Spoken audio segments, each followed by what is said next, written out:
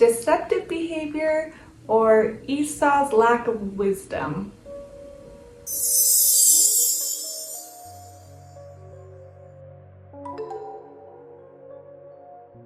Hi everyone, in this video we are going to dive into Genesis 25. My name is Audrey and you have landed on Learning God's Guidance 5678. Welcome to the channel. If you're new, make sure you hit the bell so you know when new videos are posted.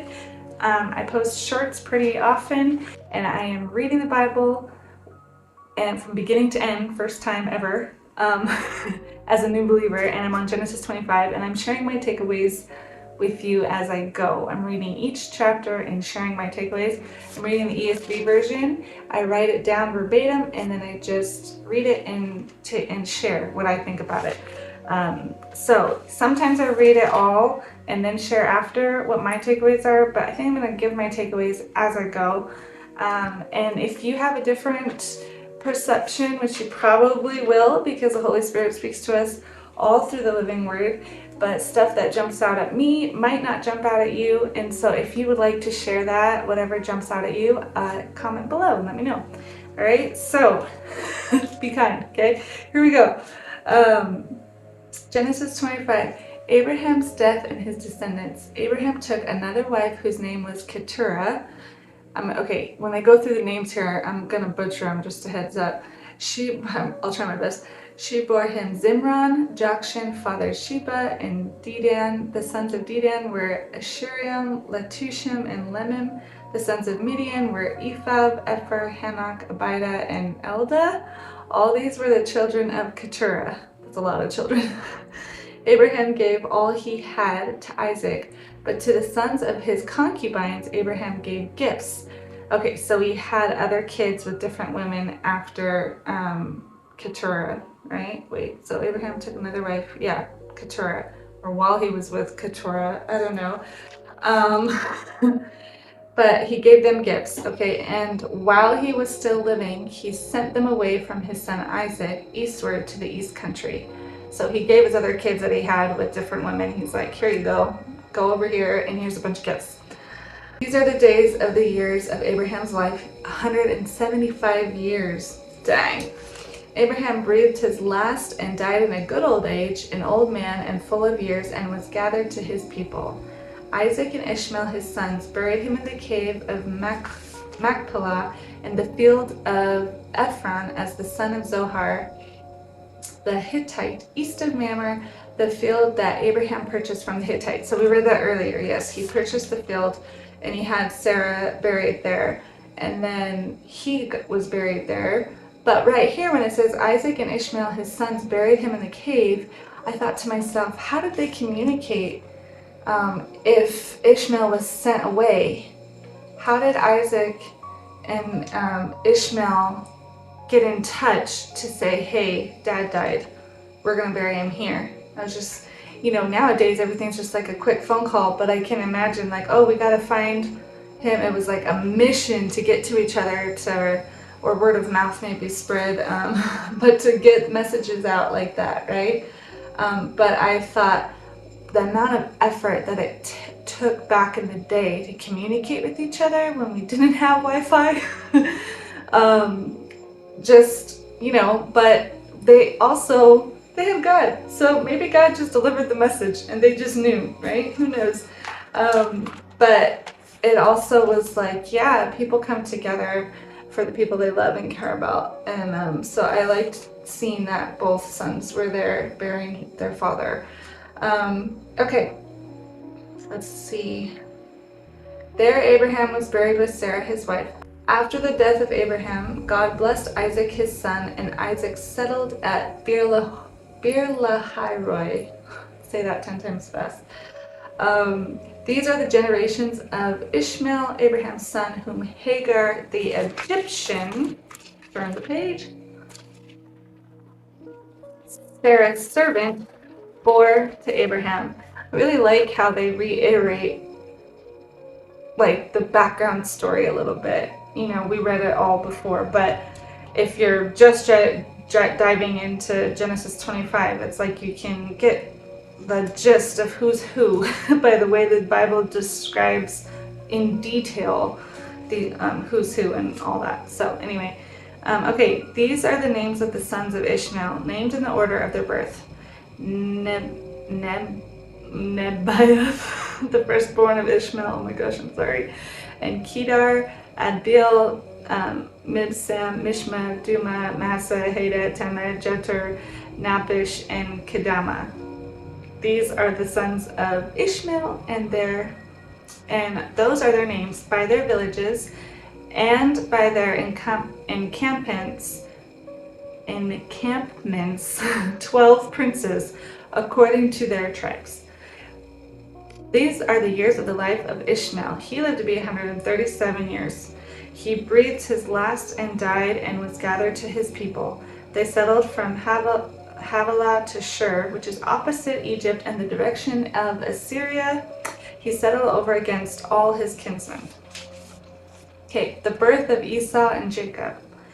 These are the generations of Isaac, Abraham's son. Abraham fathered Isaac, and Isaac was 40 years old when he took Rebekah, the father of Bethuel, the Aramean of Paddan Aram, the sister of Laban, the Aramean, am I saying it right?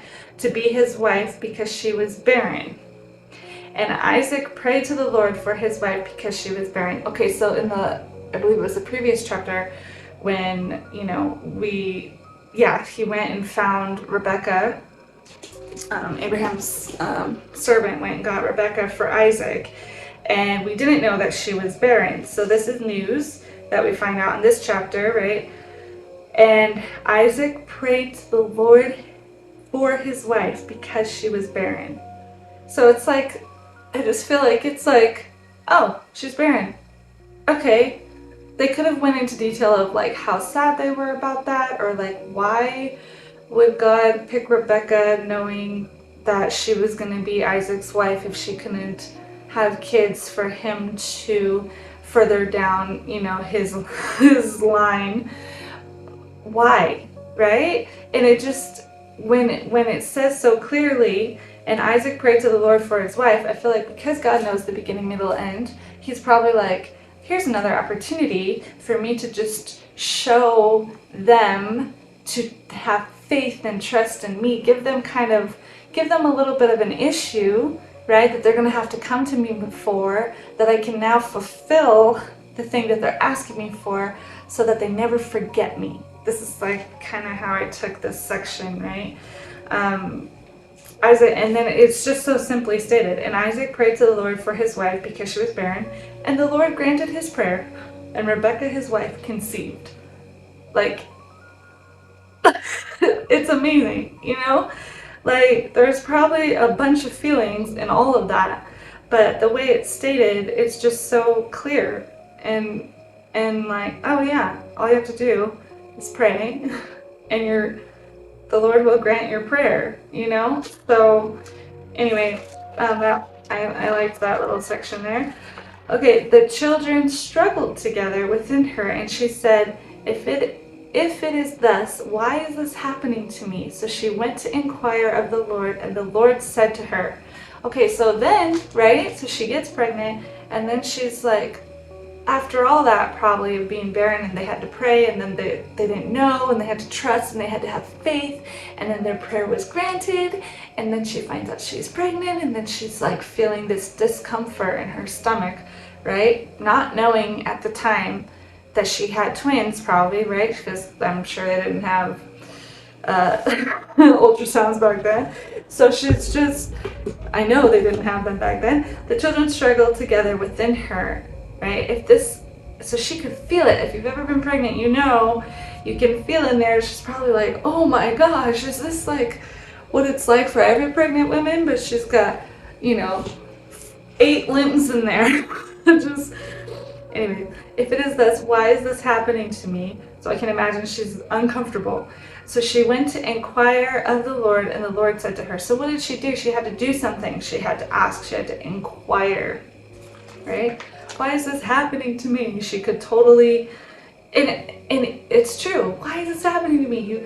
I couldn't bear kids. I couldn't have kids, and now you blessed me with getting pregnant, and now this, why? And we might go through so many situations in our life like that where we ask ourselves, why me? And we play the victim role, right? Why? After all this, why this? We can totally play the victim role, and we can get in this mode of why me, why me? But she had to go to inquire to the Lord, and she did it. She inquired to the Lord, and this is what the Lord said to her. 2 nations are in your womb, and 2 peoples from within you shall be divided. The one shall be stronger than the other. The older shall serve the younger. When her days to give birth were completed, behold, there were twins in her womb. So I just think about that, like as a mom myself, a mom of 3, just not knowing that you're pregnant with twins, and then you hear this from the Lord that there are 2 nations in your womb, and you're like, what? What does that mean? There are 2 nations in your womb. So then she probably started piecing it together, I would assume. And 2 peoples from within you shall be divided. But if she had never known anybody that had twins before, like this would just all sound foreign, But like, okay, yep, they're literally there's gonna be 2 babies in there divided from each other. The one shall be stronger than the other. The older shall serve the younger.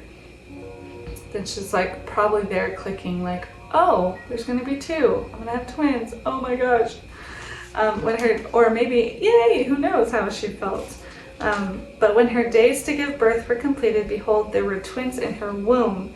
The first came out red, all his body like a hairy cloak, so they called his name Esau. Afterward, his brother came out with his hand holding Esau's heel, so his name was called Jacob. Isaac was 60 years old when she bore them. Okay, so hairy cloak, I was like, that's interesting. The first came out red, all his body like a hairy cloak, so they called his name Esau. I was like, that's kind of hard to imagine in my mind. I don't know. It was just, that's the honest truth. I was just like, Then afterward, his brother came out with his hand holding his heel. And I thought, well, yeah, they're squished up in there. And then they try to come out, and he's like, he could be like, wait for me. Or he'd be like, don't go, not knowing what's happening. Or he'd be like, I want to go first. Like, who knows? I don't know, who knows why, but it's there. So his name was called Jacob. So I looked that up because I'm like, obviously the heel has to represent something for it to be written. I feel like for that to be said with his hand holding his heel. And when I looked it up, I saw, that the meaning for Jacob, the name, grasps the heel. That's the meaning of his name, and the Hebrew idiom for it is deceptive behavior. So I was like, okay. And I looked this up after I read the whole chapter, not in the middle of it. And I kind of wish I looked it up right away and not after, because then the ending would have made more sense to me, and you'll see why in a minute. But yeah, okay. And then Esau, a red hairy skillful hunter, is so more, showing about how he looks and stuff, than where Jacob is more described of what he's doing. So I found that interesting. Okay, continue. When the boys grew up, Esau was a skillful hunter, a man of the field, while Jacob was a quiet man dwelling in tents. Isaac loved Esau, because he ate of his game, but Rebekah loved Jacob. So I was like, okay, so we kind of know from the jump that these 2 are going to be divided, right? So that gives us a hint that when these, how they interact with each other, what they're like. And so from reading this, I got the idea that, Holy Spirit spoke to me of that Esau is more like he's extroverted, he's out in the field, he's a skillful hunter, so he's very hands-on and probably really in shape for being a hunter. And then it goes on to say, well, Jacob was a quiet man dwelling in tents. And I was like, dwelling in tents? Like, okay, so he's more indoors inside dwelling, just kind of quiet, so more introverted, so like opposite, right, of the first one, of Esau, dwelling intense. But then here, Isaac loved Esau because he ate of his game, but Rebekah loved Jacob. So the dad loves Esau, Rebekah loves Jacob. They're both being loved. Because I thought, wow, they're, to say, like, as a parent, you just love all your kids. So to have it be written that they just chose one to say that they loved when they had two, I was like, I don't know. Okay, anyway, Esau sells his birthright. This is the next part. Once when Jacob was cooking stew, Esau came in from the field, and he was exhausted. So he probably was sweating his tail off. It's probably hot out. He was really tired. And Esau said to Jacob, "Let me eat some of that red stew, for I am exhausted." Therefore his name was, called Edom. Jacob said, "Sell me your birthright now." Esau said, "I'm about to die. Of what use is the birthright to me?" Jacob said, "Swear to me now." So he swore to him and sold his birthright to Jacob. Then Jacob gave Esau his bread and lentil stew, and he ate and drank and rose and went his way. Thus Esau despised his birthright. So I read this part, again, I wish I had looked up the meaning of Jacob's name first before I read it, because I would have had more context maybe. But initially I'm like, this was kind of a very random, like, just imagine one day the brothers are at the house and Esau's out in the field and Jacob's inside, just kind of observing and watching. I feel like he's an observer. I don't know, that's just my take. And Esau's, just kind of, not oblivious, but just doing the regular routine of stuff, maybe not thinking so much or observing so much the way that Jacob did. That's just my take on, my feel about this. So Esau said, Jacob said, out of nowhere, like, just sell me your birthright now. Like, I just, like, huh? Like, he sees an opportunity of weakness of Esau being tired and exhausted from working his whole life and stuff. And then Jacob's like, now's a good time. I'm gonna demand it. Sell me your birthright right now. And Esau said, okay, you know what? I'm about to die anyway. Like, what do I need it for? What use of it is to me, right? And Jacob said, swear to me now. Like, it seemed very like, now's the time, yes or no, don't think about it. Like, he knew how to just say his words in a way that would just make Esau say what Jacob wanted him to say, right? So he swore to him and sold his birthright to Jacob. Then he just did it. He's like, okay. Then Jacob gave Esau bread and lentils, so he's like, oh, here you go, thank you. And ate and drank and rose and went his way. And like, all right, done deal, that was easy. Like, And thus Esau despised his birthright. And I was like, that's an interesting word to use. Like, he didn't respect his birthright enough. It's how I interpreted that. To know what just happened, right? So he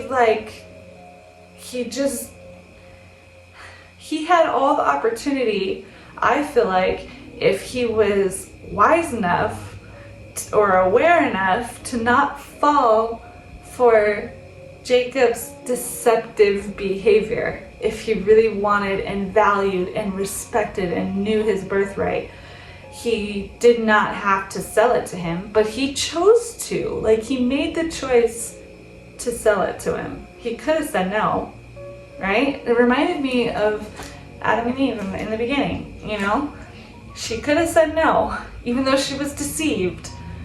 She did have a choice on what she was going to say. And even though, obviously, the devil is sneaky and good at deceiving, to say that she didn't have a choice and it was just, I don't know. I think we all have a choice. And so it's just, and then it has me going down this rant or tangent of thinking of like, when you become aware of something, you can't become unaware of it afterwards. It's like, And then when you know, you can't go back. Like, you know, it's kind of like being born again, right?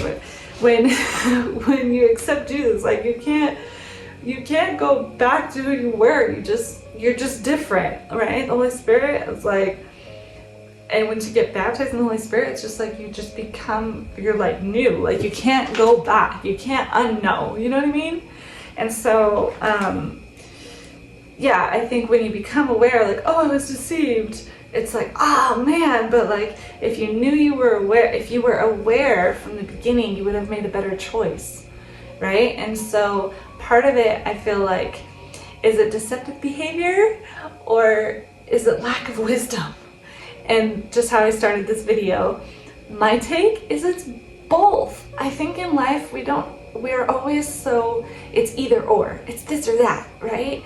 But sometimes there's a middle ground of it can be both. If he had more wisdom to be aware, if he was more aware of what was going on and had the courage to stand up for what he believed in and know the value of his birthright, he could have said no, right? Same with Eve. If she would have listened to God instead of falling for the deception, you know, the man wouldn't have fallen. So this whole then this deceptive behavior, does he know? He knows what he's doing. He's waiting for the perfect opportunity to take advantage or to deceive somebody. And so knowing that they don't know, but he wants what he wants and he's going to get what he wants and he knows what he's supposed to have, right? So it could be looked at of when you know and then you end up doing something deceptive too, it's just that much more not, I don't know. It's just, you know? And then those people probably feel like, well, it's not their fault that they don't know, because they know, and then they're going to make it work for their benefit, which is if this was all part of God's plan to begin with, of knowing that Jacob was going to be, the one that Abraham blessed and stuff, then it's just, God's probably just up there watching it all unfold the way that he already knew, the same way he knew that Rebecca was going to be barren, but that she would have to do what she would have to do to come to him. So there's always a purpose behind everything that is going on, even if it looks like it's a problem, So there's always the flip side of fear. There's always faith on the other side, you know what I mean? And like Myron says, which I really like, is you can't have a one-sided piece of paper. You can't have a one-sided piece of bread. You can't have a one-sided coin. You just can't, right? And so I think depending on how you look at the story, you can see both sides. You can see both sides. At least I could when I was reading it. I thought, whoa, there's this side, and oh, there's that side, and oh, there's this side, and oh, there's that side. So I want to know, what side do you think the purpose of this passage was to focus on? Comment below, let me know what your takeaways are, and if you want to continue this journey with me, which I hope you do, make sure you hit the bell and subscribe, and I'll see you guys in Genesis 26. Have a great day. Bye.